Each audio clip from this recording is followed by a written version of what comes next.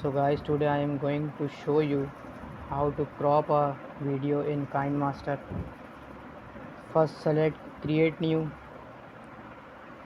Now select aspect ratio according to you. I select my YouTube ratio. Now go to the next. Okay, so usually what we do, we go to the media and select our targeted video. Now we don't see the option of crop button, so we should not do this. What we do this, we go to the media option and according and instead of video we go to the image assets. First we go image assets. Now you can see a lot of background here. You can select any color of background. I select white background.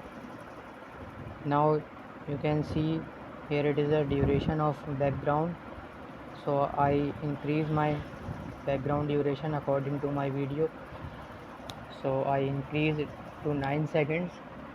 Now instead of go to media, you go to the layer button and select media and select your targeted video like this. I select my targeted video. Now you see, first I adjust here according to my background. Now I adjust my video according to my background. I adjust it. Now I can zoom it and zoom out by my thumb and finger, so I can crop easily. Okay, you can see that I can crop easily my video now. So I cropped my video.